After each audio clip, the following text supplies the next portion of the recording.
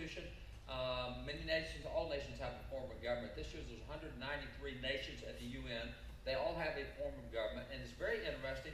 When you look across history, we have 5,800 years of recorded history. And in those 5,800 years, you have thousands of nations that exist. When you look at the average of history, what's the average length of a constitution in the history of the world?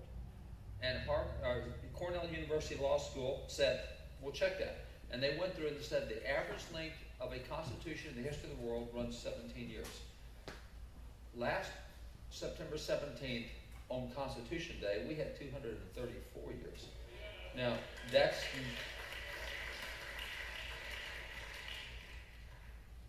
nowhere close to average. And by the way, the average nation not only has a new constitution every 17 years, they have a violent revolution every generation. So we look at what's going in Ukraine, and we say, man, that's tragic. It is tragic, but it's actually average. It's normal. It's what goes on. They had one back in '92. They've got one now.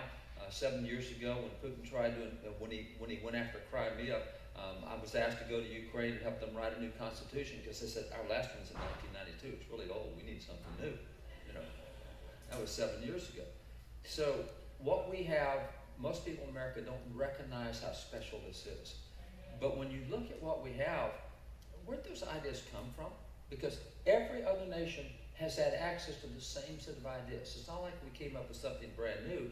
Now, we certainly use things other nations had not been using, but they weren't new ideas. The Bible tells us that there's nothing new under the sun. Same ideas have been out there for generations, for millennia. So where did our founding fathers who wrote our documents get these ideas? That was a question that was asked by political science professors at the University of Houston.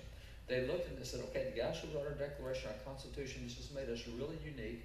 This has made us really different from other nations. Where'd they get those ideas? And they said, we think that if we could go back into the founding era and read writings, representative writings from the founding era, and see who they quote, we'll know where they got their ideas, which is a brilliant idea. If I followed you around all day with a smart device and recorded everything you said, at the end of the day, I would see who you quoted. I wouldn't know who's important to you. And so what they did is they took 15,000 writings out of the founding era. And by the way, they published their results in this book, The Origins of American Constitutionalism. They took 15,000 writings out of the founding era. They went through and found all the quotes, and they found a total of 3,154 direct quotes. They said, now let's find out where those quotes came from. And it took them 10 years to do so, but at the end of 10 years, they had documented the most frequently cited sources in American founding. The number one cited most cited individual was this man. This is Baron Charles Montesquieu. He's a French Christian. He's a writer. He wrote Spirit of the Laws in 1750. This is where we learned a lot about separation of powers, which is really important. The second most cited individual in the founding era was Judge William Blackstone. Judge William Blackstone wrote a 4-volume set called Commentaries on the Laws. Thomas Jefferson said American attorneys studied commentaries on the laws the same way Muslims studied the Quran. I mean, we were into that book. It's the second most cited source, most cited individual in the American founding. The third most cited individual is John Locke. John Locke wrote the 2 treatises of government. And when we wrote the Declaration of Independence, that was hands down the most significant source. As a matter of fact, one of the Declaration of Independence, a guy named Richard Henry Lee, he said we copied the Declaration of Independence from the 2 treatises of government. So that's how influential it was. So these are the 3 most influential individuals in where we get ideas in the American founding. But the most cited source, not individual, most cited source was the Bible.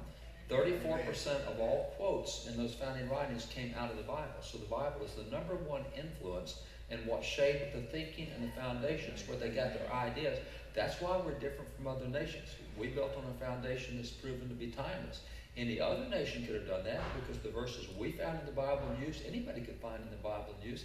And so we're going to talk about that for a little bit. And by the way, what we have had in America for those 234 years really is different. Not only do we have the stability of 234 years, but we have a level of creativity that the world's never experienced. America is 4% of the world's population, and 4% of the world's population should produce 4% of the world's whatever. In our case, our 4% of the world's population, when it comes to measuring creativity, and you can measure that through copyrights and patent protections, whatever. When you look at science and technology and medicine and cures and space and all the things that are out there, our 4% of the population has produced more than 96% of all the world's inventions. So we live with a level of convenience that nobody else has. As a matter of fact, we've got 2 kids active duty Army right now, and I've done a lot for military. I do a lot of training for all branches and go to various posts and various forts and various air bases and do training. And I was asked by the Army, would I go to Germany and do some training there? Because I think we got 27 or 28 bases in Germany. I said, sure, I'll go there. And so when I got to Germany, it was a really special treat for me because I'm a cowboy from Texas. I mean, literally that. We have the ranch, we have the horses, we have the boots, we have the pickup, everything that goes in being a cowboy. That's my life. And so it's really simple. I like it really simple. I like all the stuff that goes with it. And so when they got us to Germany, they put me up in a 5-star German hotel. And that was really cool. Never experienced that. It was the old world elegance. It's all those castles and all the stuff. And the level of service. I mean, as soon as I would walk in the door, the first staff person that saw me called me by name. Oh, Mr. Barton, welcome back. Is there something we can give? I've never had service like that ever, anywhere. And it was such a cool 5-star experience, and it would have been a lot better 5-star experience if they would have had internet at that hotel. It would have been a lot better. May I point out, every Motel 6 in America has internet.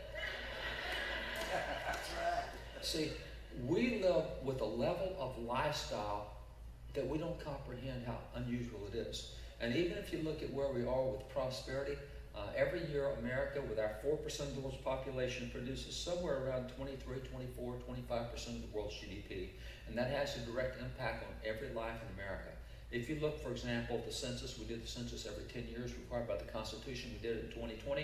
2021, they released the results. And according to the results of the most recent census, if you live in poverty in America, and we don't want anyone to live in poverty in America, but if you live in poverty in America, according to the census numbers, your lifestyle is higher than the middle class in Europe, which is the 2nd wealthiest place on the face of the earth. The World Bank sets the global standard for poverty. The World Bank says $1,000 a year. If you make $1,000 a year or less, you live in poverty, and that's for the whole world. In America, we have states like Hawaii, states like Mississippi, and they specifically tell you unless you can make more than $61,000 a year, you should not come off government services because what you get on government services. Wait a minute.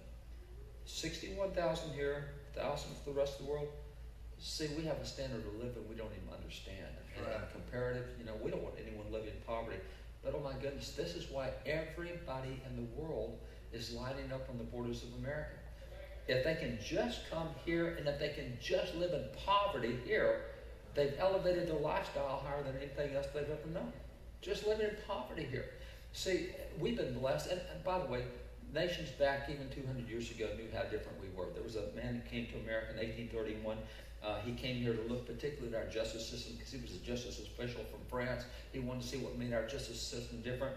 And he got intrigued with the whole nation. So it turned out they traveled the nation for 8 months, and 4 years later he came out with a big book called Democracy in America. It's Alexis de Tocqueville. He gave us the term American exceptionalism. He said the conditions of the Americans are quite exceptional, and it may be believed that no democratic people will ever be placed in a similar state. He said what these guys have is just exceptional. Now, we hear the term today, when we use it, academics and professors say, oh, America's not exceptional. It's like we're bragging, look at us, we're exceptional. It's not what it means. American exceptional means we're the exception, not the rule.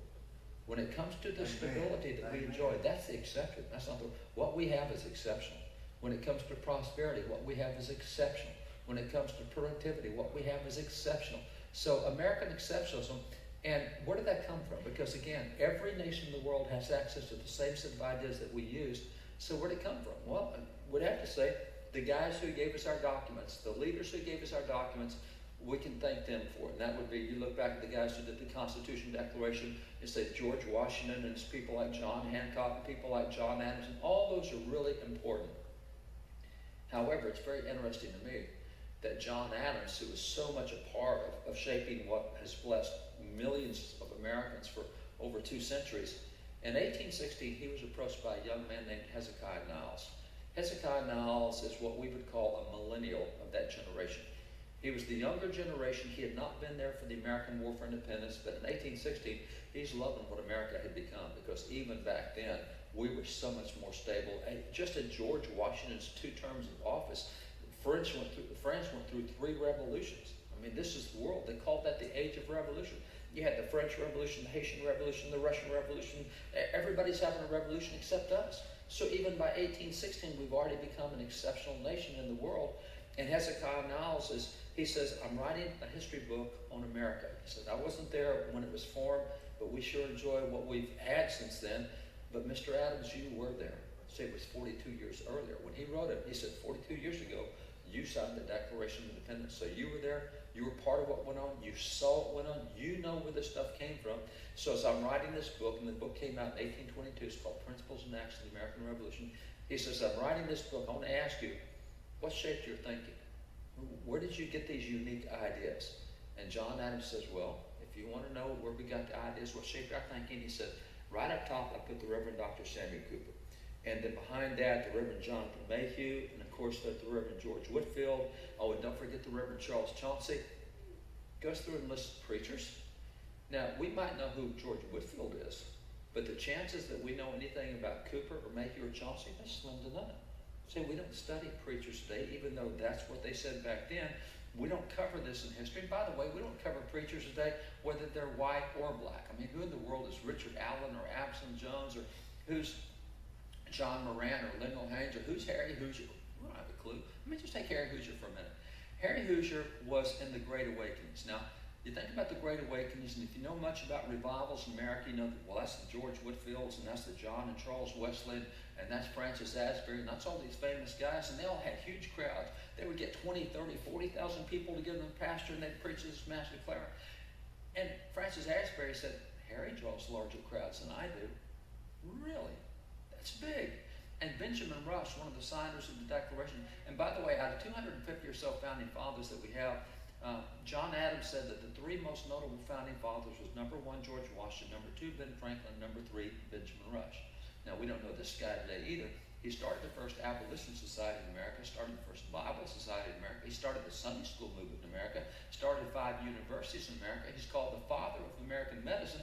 He did the first academic training for women. He trained black physicians. He just did all sorts of things that makes him just really remarkable for what he did. But he said, I've attended Harry's meetings.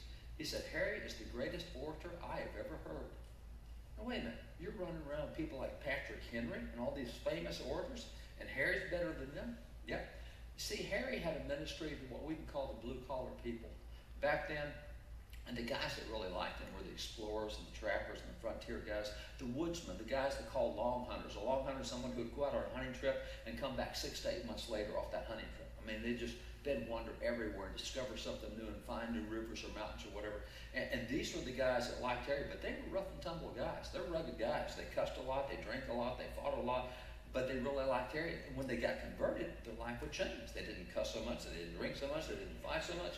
So they would get changed. Now, Harry's ministry was along the East Coast. He preached in Philadelphia, he preached here in Jersey, he preached up in Delaware. And so Harry has this ministry here, but as America starts expanding over the years and starts moving west, by the time you get to 1805, 1806, 1807, America, we've moved a lot further west. And these explorer guys, they all go with it because this is what they love. They love the hunting, fishing, and trapping, and finding it. And so as they all get there they are, and they look around and they see these converts that have come, these hunters and explorers, and they said, man, those guys are really different.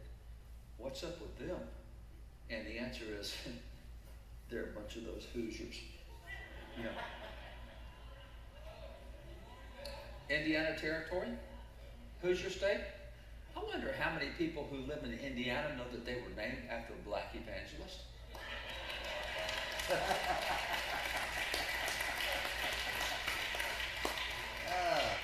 You would think that a guy who has a state named after him might show up in somebody's history book. See, this is the kind of stuff we don't get today.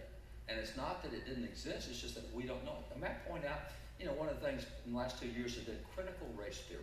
And there's been all this opposition, all this pro and the big fight over.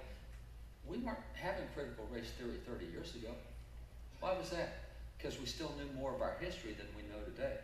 You see, we could talk about today we're told, oh, the American founding was a bunch of white guys. It was an all-white founding. know why we know what these guys look like? Because they painted paintings of them back then. Certainly wasn't cameras, but they painted paintings of them. Why did they paint paintings of them? Because they were really famous. You see, only really famous people got paintings done of them. It's not your average citizen that got a painting. You got to be really significant. Isn't it interesting that we have so many paintings of black heroes from the founding era?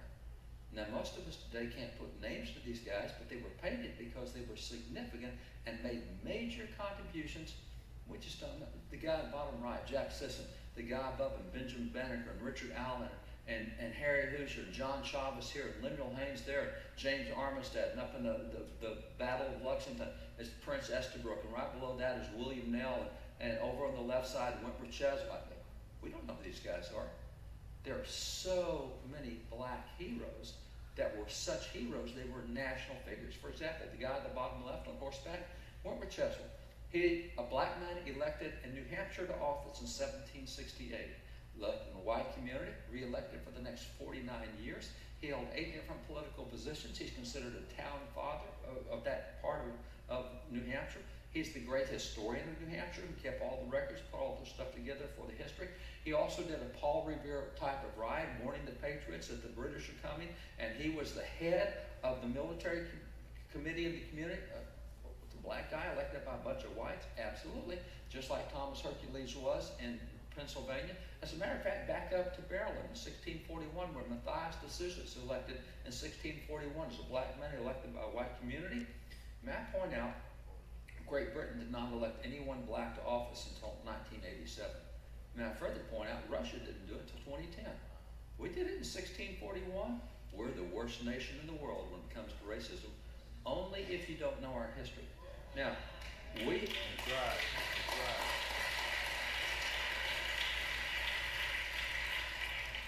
We've got lots of racism in America. You know why? Because we've got lots of people in America. See, racism and people go together, but it's Christians who get past it faster than anybody else. And this is more of a Bible nation than any other, which is why the first area in the entire world, in the history of the world, to abolish slavery were the northern colonies. By 1804, every northern colony had abolished slavery. Nobody did it before that. 1807, March of 1807, America passed the first law banning the international slave trade. Nobody did it before America.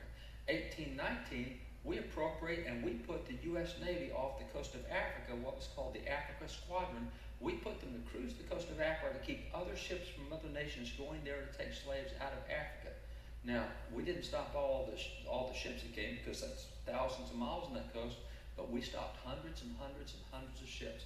That Africa Squadron stayed off the coast of Africa until 1861, when the Civil War erupted and got to fight the South, and so they pulled the Navy back to be able to fight the Confederate Navy. Great Britain stepped in and said, we'll do it. We'll try to stop as many as we can. And by the way, Great Britain is the first nation in the world to ban slavery. They did it in 1833. People act like slavery's been banned since the beginning of time, and we're the only ones that had it. They did it in 1833. America actually banned slavery in 1865. Now, the northern states by 1804. It took a while to get the South around there. When we banned slavery in 1865, there was 128 nations in the world. We became the 4th nation in the world to ban slavery. We weren't the first, but we're certainly at the top of the list on banning slavery. And we started it. We just couldn't get the South to go along with it. We started what became the global abolition movement. And then when you look at things that happened, like the African slave trade running from 1501 to 1875, 12.7 million Africans involuntarily taken out of Africa. We do a lot of debates with professors and others, and we had a student recently tell us, he said, my professor just told me that all of those 12.7 million slaves came to America. Is that right? I said, no. 47% of those slaves went to Brazil. 26% of those slaves went to Great Britain. 11% went to France. 10% went to Denmark. 2.5% came to America. Now, we didn't need to take 2.5%, but I'll point out that is one of the lowest nations in the world for that. And if you're really concerned about slavery, may I point out that today there are 193 nations in the world, and 94 of them still have not abolished slavery. Do you know there's 40 million active slaves in the world tonight? There's 9.2 million in Africa. There's millions in China. We know 3 million for sure. We don't know how many more, because China's not open with records, but there's 40 million tonight. And we want to talk about 400 years ago and how bad we were. If you really are concerned with that, let's look at what's going on right around us right now. Let's get the other 94 nations to ban slavery. Wouldn't that be a good start? No, see, we're focused on talking about how bad America's at. And I'm telling you, we've got lots of problems, there's no question, because you see in the Bible, what we learn from the Bible is that when you look at history, you're supposed to talk about the good, the bad, the ugly. David's a great example. David's a great worshiper. He has a heart after God. He's a great warrior, great patriot for his nation. And he's the lousiest father in the Bible. Absalom, he never told Adonijah no, is what Chronicles tells us. Absalom created a revolution, and Amnon, David's son, raped David's daughter, which Absalom went and killed his brother. I mean, David's a lousy father. And on top of that, he kills Uriah and sleeps with Uriah's wife Bathsheba.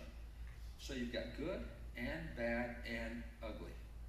But you see, there's a whole lot more good than there is bad and ugly. And the bad and the ugly he repented of and got out of it. If we only studied the bad and the ugly today, none of us would ever read another psalm out of the Bible forever. Who wants to read something written by a murderer who went and slept with someone's wife and can't even keep his kids straight? But we know that's not the whole story. But see what happens in America today, we talk about the bad and the ugly, never talk about the good. And if you look at the whole thing, there's a lot of bad. And by the way, let me give one more shout out on an issue that's going on. I think you all know about the 1619 Project. New York Times released it. 1619, they picked that because they said that's when slavery began in America, 1619. Time out. We own 160,000 original documents in American history. We just bought the largest collection of Pilgrim Century documents. They go from Columbus over the next century or so. And it's interesting that in those original documents, you find that slavery, the Spanish introduced slavery into the Carolinas in 1526. That's a long time before 1619. The Spanish also introduced slavery into Florida in 1545. That's a long time between 1619. 1619, there were, it's debated whether it's 19 or 20 slaves that were landed in Virginia in 1619. But Virginia says slavery is illegal in Virginia. We can't do this. And so they all became landowners, given land by the state. They all became free. And one of those guys, Anthony Johnson, became a free landowner. He became very prosperous. Black man is very prosperous. He has people working for him on his various pieces of property. And one's a guy named John Casher. And he said, John Casher is the most worthless individual I've ever seen. So here you have Anthony Johnson, black man. John Casher's working for him. And John Casher went to the court of Virginia and said, can I own this guy for the rest of his life? It'll take him that long to pay off the debts that he owes me.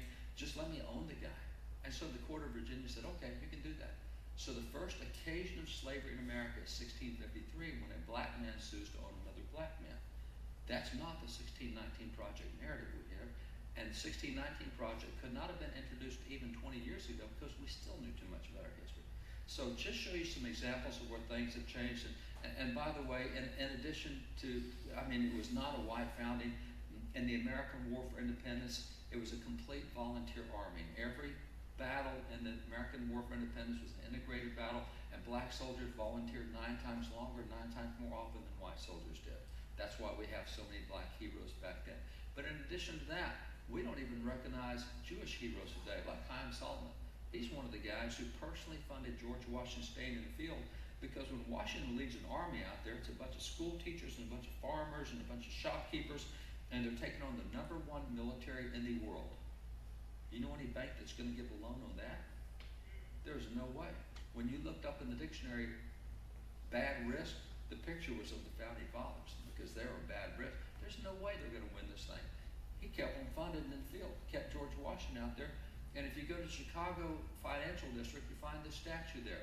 It's George Washington holding the hand of a Jewish man, Chaim Solomon, and the hand of a Christian man, Robert Morris, because of those two guys, the guys who came in with the funding to be able to keep him in the field until the French decided they would help us and other nations help us. Christian and Jew, right there side by side. And so many Christian founding father patriots as well. Colonel Isaac Franks, one of the leaders in the American War for Independence, as was his brother David Franks. And then you have Francis Salvador, who's the first Jew elected to office in America, 1775, and he also becomes the first Jew to die for America. He was a patriot in the Revolution, was killed by the British, was actually murdered by the British. You've got people, in addition to Salvador, Mordecai Scheffel, Jewish leader who's leader of the Patriot forces in Georgia. all sorts of things about Christians and Jews that we don't hear at all. As a matter of fact, if you look at the American War for Independence and look at all the famous Jewish soldiers and look at even the synagogue leaders who went out and fought for independence, it doesn't look like it's a real Christian white list. And as a matter of fact, if you go further than that, you look at George Washington's presidential inauguration. In his inauguration, there were 7 religious activities. That's the most of any presidential inauguration ever. Every other presidential inauguration has had 5 or 6 or 3 or 4. Nobody's had 7, but all the others have had part of what George Washington did. Washington's inauguration was planned by 14 religious leaders that were made up of both rabbis and ministers. So Christians and Jews planned that inauguration. Most religious activities ever came from there. And the Christian-Jewish cooperation is something we hear. And when you look at Washington's generals, this is a famous lithograph of his generals that came out and spread all over Europe. Shortly after the American War for Independence, it shows Washington and his generals, except all the generals shown there are foreign generals. These are generals from Lithuania that came to fight for our freedom, from Poland who came to fight for our freedom, from Germany, from France, from the Prussian area. Out of Washington's 76 generals, 28 of them came from foreign nations. We were a melting pot back in the day. So this narrative that was all whites, no, not at all. So it's very different. As a matter of fact, one final picture I'll show you on this. You've probably seen the picture of George Washington crossing the Delaware. That's not an American painting, and it wasn't done for Americans. This was a painting that was painted in Germany, and it was done for the Germans. And it was painted shortly after Marx came out with his book, Das Kapital, and he goes through and lays out Marxism. And Marxism is all about breaking people into groups and having those groups fight each other. So we've gone through this in America. We tried to make it genders, and then we tried to make it age stuff, and now we've made it race stuff. And Marxism, they don't care what groups it is. They just always need groups fighting because they think it's like being a boxer. They think that the more you fight, the stronger you get, and you can have another fight and get stronger. And so the more you're fighting, the stronger you get. Jesus has a different way. He says a house divided won't stand. You can't be broken up and having those fights. It just won't last. And so the Marxist way is you need more fights. The more fights you have, the stronger you'll be, which maybe if you're a boxer, that's true. But when you're running a nation, that's not true. And so what was happening was Germany was starting to get all these factions, all these groups, and all these groups fighting one another. And the painter in Germany painted this and said, look, we need to be like America. He said, in America, everybody's in the same boat. I mean, he says, you got a woman right here, and you've got a black man right over here, and you've got a Scottish man here, and you have immigrants here, and you have businessmen back here, and you've got a trapper. He said, in America, everybody's in the same boat. That's the way it should be here in Germany. This was a painting done for Germany to show them how it was in America, and that's what they needed to do over there. So this is not a patriotic painting of Washington crossing the Delaware. It is, but it's to show people we're all in the same boat together. We need to be like the Americans. So going back to John Adams, remember? He said there was these pastors and he called them by name.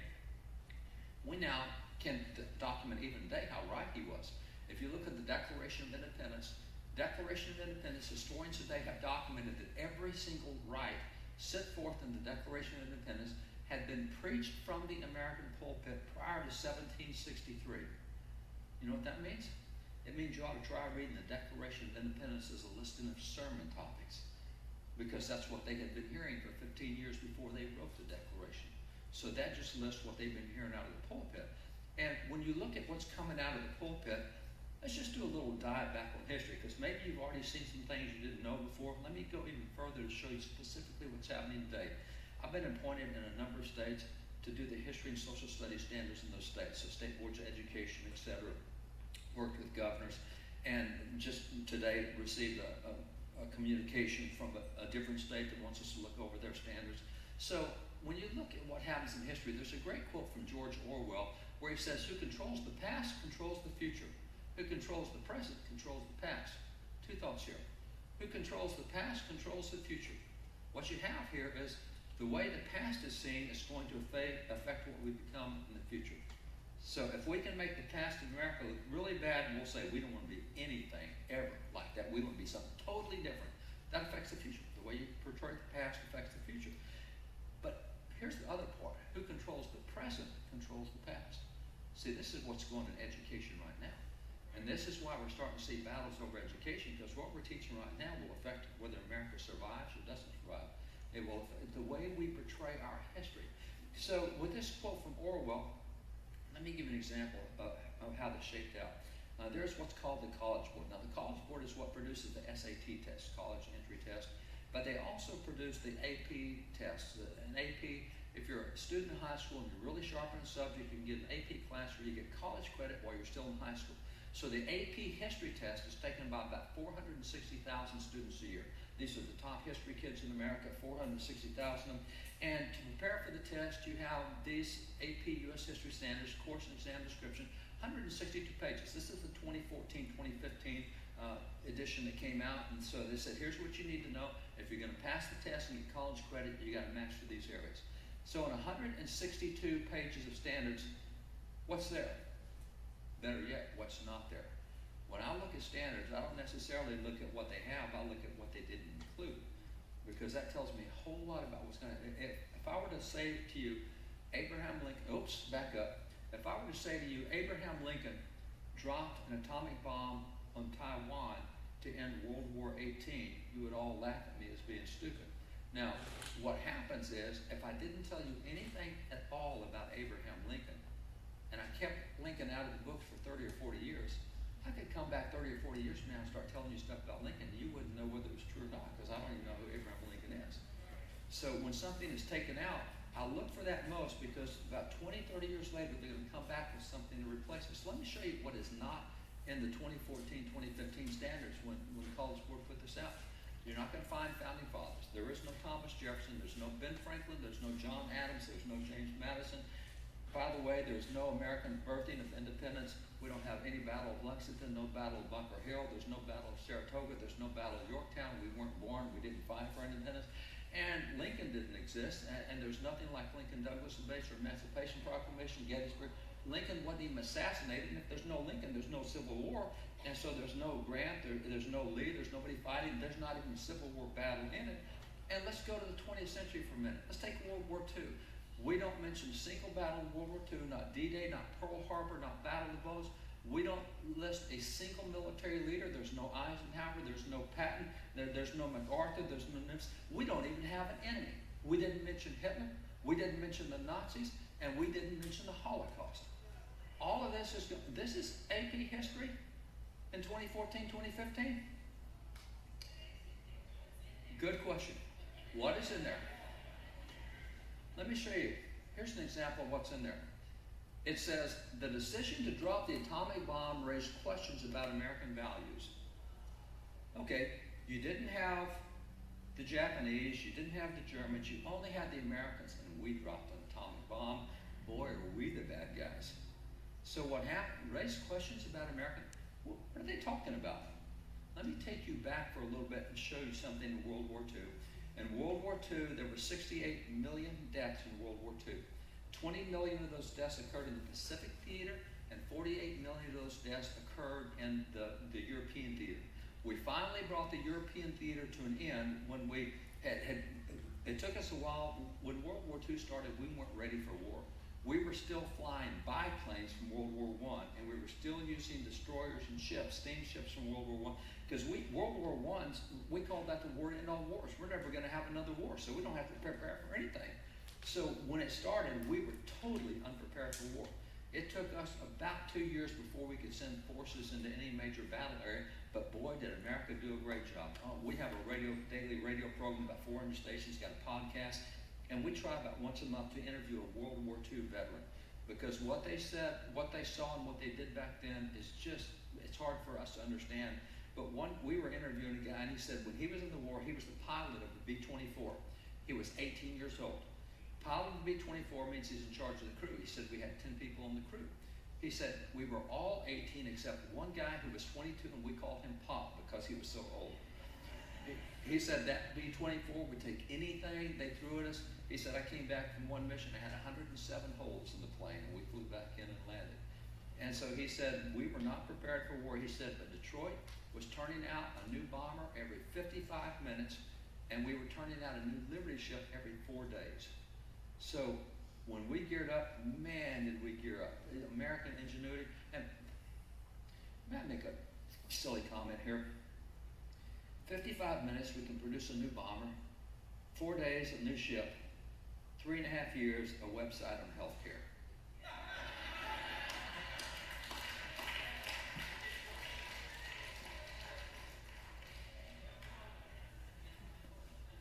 So, we finally get Patton and the First Army at that time to land over in Casablanca, North Africa. He works his way east across North Africa, gets into Sicily, goes up through Italy, and then we get ready for D-Day. And D-Day is where everything changes. We finally have enough forces and enough stuff to do something. So on D-Day, we land on D-Day. It's called Operation Overlord. At that point in time, we're able to drive Hitler back. We get the Battle of Bulge. We defeat the Germans there, and we go through the Siegfried Line, and we put Hitler back in Germany, and they surrender. So we turn our attention to Japan. And what had happened was we had what was called the German First strategy. We've got two enemies here. They're on opposite sides of the world. We're going to keep Japan busy, but we're going to turn everything toward defeating Germany. And so it's called the Germany First strategy. Once we defeat Germany, once they surrender, we're going to go to Japan, which is what we did. So we sent planes and started bombing B-29 Stratofortresses. We're going and bombing Japan, dropping thousands of bombs. And we're trying to get Japan to surrender, and they won't surrender. And it's a really weird thing because there were, of all the nations of the world, 130 nations were involved in World War II. It literally was a world war. Japan is the only one left standing. All of her allies are gone. They've all been defeated, and she won't give up. And she has no possible path to victory. Nothing at all. And she won't give up. And so we said, man, if she won't give up, we might have to do a D-Day landing in Japan like we did with Hitler. We don't want to do that. It's called Operation Downfall. And they said, we might have to land. And they said, if we land, it's going to be totally different from what happened in Europe, because the Japanese culture was a culture that was really into death and dying. It glorified death. It was the ISIS of that age. We quickly found that out back early in the war. The Japanese captured an American submarine. The American submarine surrendered, and the Japanese took every American sailor up on deck and laid them down on deck and took a sledgehammer and smashed every head just like a melon. And we said, uh-oh, this is a different kind of enemy. And so you'll find that they were a very different kind of enemy. As a matter of fact, as we started going through the island hopping, and we do Guadalcanal and we do Iwo Jima, the Japanese gave every family on the island a hand grenade and said, if the Allies win the battle, blow yourself and your children up. Make sure that you don't live through this. And that's why if you look at all the Pacific Islands, the Japanese casualty rate is through the roof. They will kill themselves rather than surrender. And so this is what we were facing. They had the Chinese genocide, whereas Hitler killed some 7 million Jews and some 6 million Gentiles. The Japanese killed 10 million Chinese, and they were brutal in what they did to Chinese. And then on top of that, they trained their teenagers to be death agents. There were 3,400 teenagers who delivered suicide bombs, some with little planes would then fly into something, but even their torpedoes. I mean, why did you just point a torpedo at a ship and blow it up? No, we got to drive it to the ship and blow ourselves up with it. So you're looking at a mentality. How do you defeat a mentality that doesn't mind dying, and they don't mind how many casualties there were? And even the prisoner of war camps, the Japanese officers would have competitions to see who could behead 100 prisoners the fastest. And if it was a tie, they would have runoffs, bring out another 10 prisoners, and let's see who can do them the fastest. So this was common in Japanese prisoner of war camps where they caught Americans and others. And so with all this going on, even when they captured Americans, not only did they kill all those sailors, but like Saipan and the Bataan Death March, if you were an American soldier and you were wounded or you were sick or you were slow, they would just kill you on the spot. And so this is one of the war posters we had. It's called, "This Isn't War, It's Murder. Japs bayonet U.S. wounded ambushed on Pacific Island." So it was the culture that glorified death and dying like nothing we had ever faced. And so we said, if we have to do an invasion, we have to land on Japan, it's going to be really bloody. And so General Curtis LeMay, who was in charge of the Army Air Corps, became the Air Force after the war. He said, if we have to invade, what are we looking at? And they said, well, you'll lose 1 million Americans. You'll lose somewhere between 2 and 4 million allies, the British and the French and the Belgium and the New Zealanders and Australia. And you're going to have to kill between 5 and 10 million Japanese before they surrender. So we're looking at 15 million.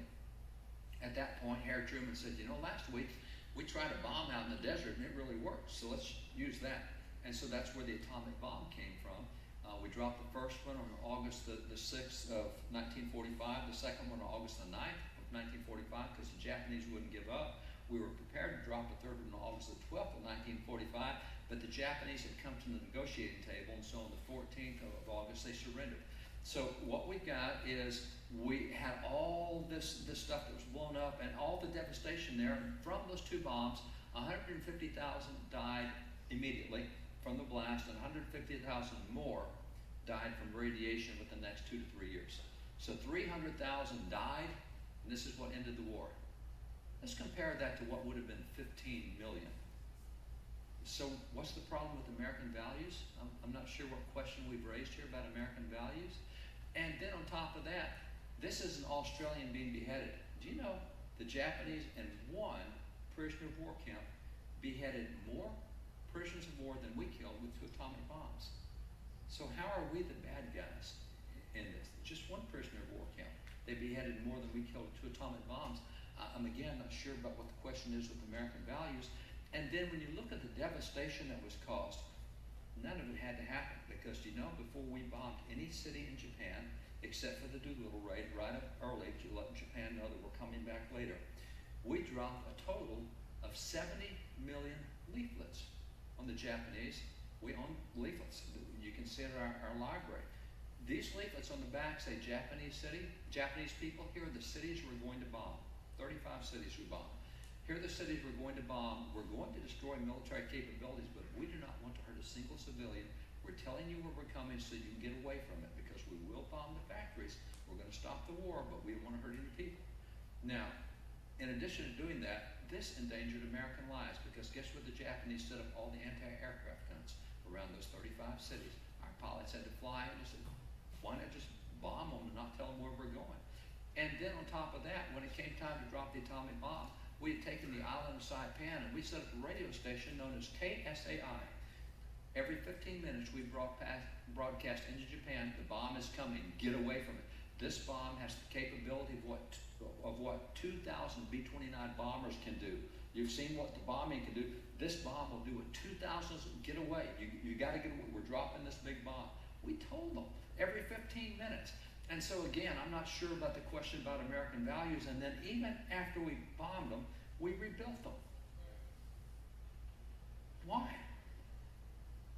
So what we're doing in history is America's a really bad nation.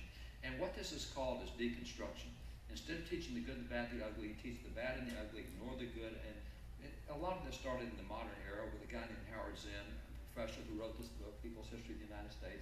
He not only showed you all the bad and ugly, he made up a lot of the bad and ugly.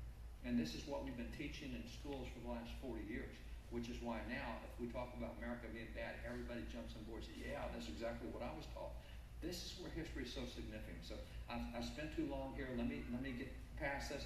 But this is where history becomes important to the future of a nation. So back to John Adam. He said, our pulpits have thunder. And when you look at the sermons back then, and we own thousands of these original sermons, when you look at what was preached back then, what the preachers he talked about, you'll find it addressed biblical relevancy in a way that we're not used to seeing. For example, in 1770 and 1755 in Boston, they had a major earthquake. Now, a major earthquake is not common in Boston, but it's on everybody's mind. It's in the newspaper. And so our belief was, whatever people are thinking about or talking about, whatever's in the news, we need to show people how the Bible relates to that. So this sermon was done by the Reverend Dr. Jonathan Mayhew. It's a sermon on earthquakes, and it's discourse, that's a word for sermon, Revelation 15, verses 3 and 4, November 1755. I thought about that and said, okay, if I had to preach a sermon on earthquakes, what could I do? I remember there's an earthquake in Chronicles with King Uzziah. There's an earthquake in the book of Amos. There's an earthquake when Jesus is crucified. There's an earthquake when he's resurrected. Got it. I can do a good 30-minute sermon on earthquakes. Good for me. Please notice at the bottom, that's a 5-week sermon on earthquakes. I can't come anywhere close. And I looked online recently, and I was shocked at the dozens of earthquakes that occur in the Bible. I just don't even remember them. I read the Bible how many times. I'm not used to looking for relevancy the way they did. So whether it was fires or whether it was floods or earthquakes, they had sermons on it. This is a sermon on comets, or as you see at the bottom of the occasion, it has 2 sermons occasioned by the late blazing stars.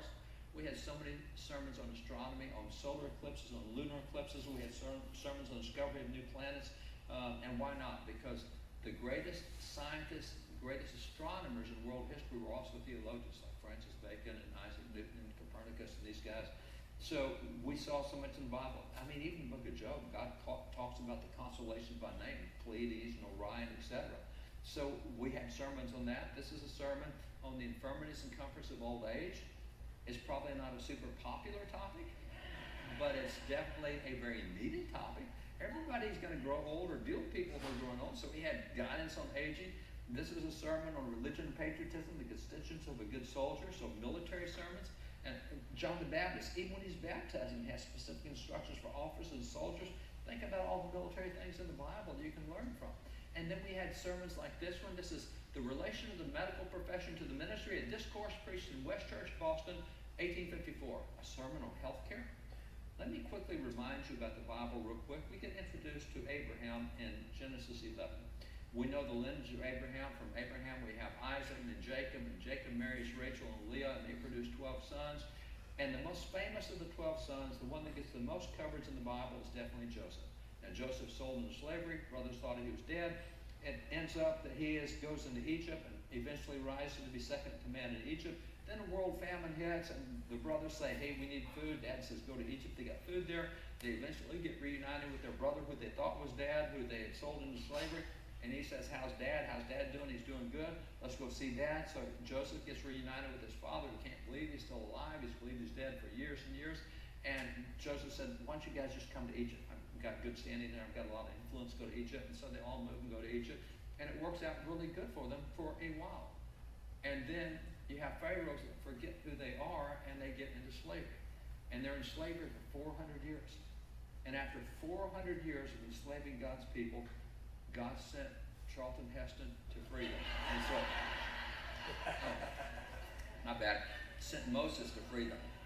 And so Moses frees them. You know the 10 plagues that happen.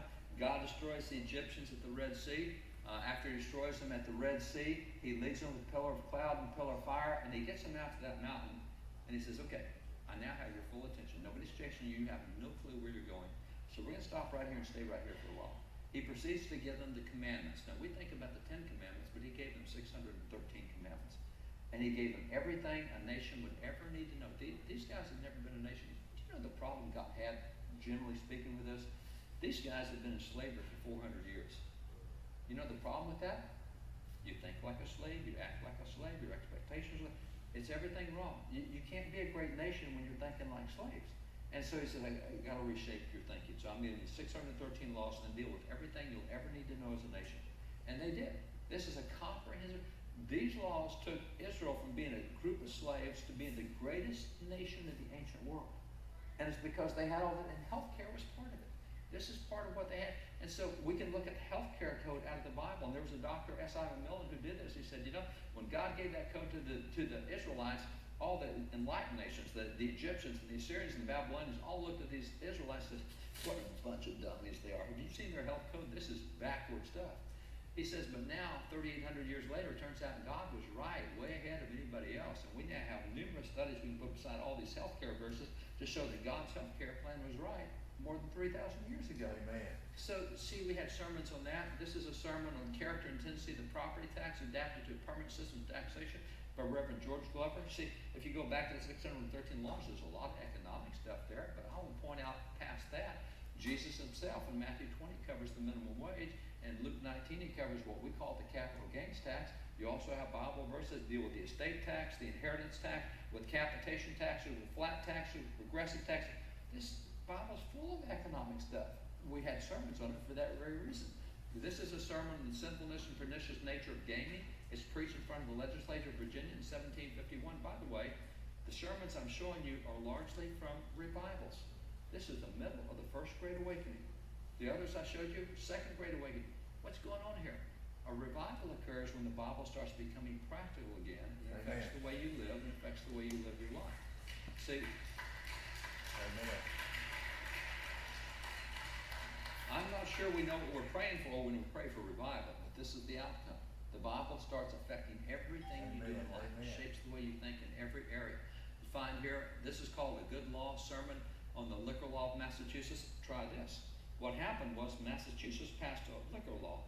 Pastor says, here's what the legislature did last week. Here's what the Bible says on that topic. Based on what the Bible says on that topic, that's a good law. See, we just looked at what the legislature did to see whether it was right or wrong, good or bad. And in this case, we got it right because it matched what the Bible said. This is a sermon on the injustice and policy of the slave trade. It was a church, it was Christians who led the way on trying to end slavery, starting the abolition movement, trying to get the promise of the Declaration that all men are created equal. It wasn't the secular people, it was the religious people who knew God's word that led that way. And then this is a sermon on marriage scripturally considered. It's preached in 1837, and see at the bottom, on occasion of the new law of marriage going into operation. New Hampshire had passed a law on marriage in the legislature. So on Sunday we say, here's what the legislature did last week. Here's what the Bible says on that topic. Okay, they got it right because it matches what the Bible. See, we look at policy from God's word. Even this one, it's the other side of the coin. This deals with the fugitive slave law. It's called the Higher Law and its application of the Fugitive Slave Bill, a sermon 1851. Of all the millions of laws that have been passed by the federal government, the fugitive slave law is hands down one of the three most wicked laws we've ever had in American history. Now, what happened, the fugitive slave law was passed in 1850, goes into effect in 1851. I have stacks of sermons on the fugitive slave law from all over the country. And this is the way most of them went. It was real simple. They said, people, are you listening to me? Congress passed the fugitive slave law, and here's what it says. Here's what the Bible says about what that law contains. If you obey the fugitive slave law, you're going to be disobeying the Bible. So if you're going to obey God, you have to disobey the fugitive slave law. These sermons called for civil disobedience all over America on the fugitive slave law resulted in two big innovations. One is what's called jury nullification. When someone was charged under the fugitive slave law and brought to trial, there's a jury there, the jury said, no, not guilty, because if we convict the person under the fugitive slave law, that's an unjust conviction, and we're not going to be part of that, they're free. So juries stood up because the Constitution says that a jury can judge both the law and the fact. Not only can the jury decide whether there's guilt or innocence, they can decide whether the law itself was right or wrong. Now, in 1893, the Supreme Court struck that down in a case called Spark, where they said, no, we judges, we'll look at the law. You guys just decide the facts.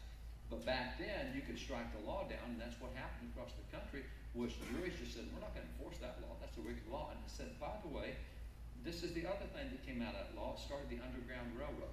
Because of that law, we now had to get people not out of the South into the North. We had to get them out of America and into Canada. And that's what the Underground Railroad did, was took them out of the United States. Because if you're in the United States with this wicked federal law, you're in trouble. You got to get out of the United States where nobody can reach you. So those are the two things that came from that law. But nonetheless, this all deals with social policy. These are sermons that are common. This is a sermon that deals with what we would call LGBTQ issues. It's a sermon on the crime of Sodom. This is a sermon on government, which is voting and government and all the things that go with it. So we had all these types of sermons. And as John Adams said, our pulpit's thundered. This is where we get biblical relevancy. Now, where are we today? We do a lot of national polling. We know that right now Bible reading is a real problem in America. Only 9% of Christians read the Bible on a daily basis. So most Christians don't even know what God's Word says about that. As a matter of fact, only 6% have a biblical worldview.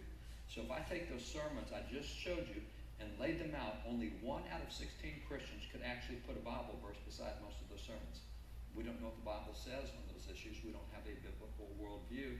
And as a result, we're seeing a decline in Christianity in America. In the year 2000, 85% of Americans professed to be Christians. In the year 2020, it was down to 65%. That's a 20% drop in 20 years. That's the wrong direction. So when we poll people that don't go to church anymore, and we say, why don't you go to church? 2 out of 3 say because it has no relevancy. I don't get anything at church that applies to me during the week. I don't have anything to help my thinking. And see, this is where people are saying, man, it's really bad shape, and we need a revival, and we're praying for revival. That's all good stuff to pray for. I don't think we're going to get the answer we want, because we won't recognize it when it does happen. I think God will answer, but it won't be the answer we thought we were getting. And I think the major problem we have is we have an obsession right now with a national focus. Every one of us gets news from somewhere. If you're on the right side, you're going to get news, I don't know, Fox News, or maybe Blaze, or maybe Epic Times, or Victory News, or it may be Newsmax. And if you're on the left, it's going to be MSNBC or CNN, whatever it is.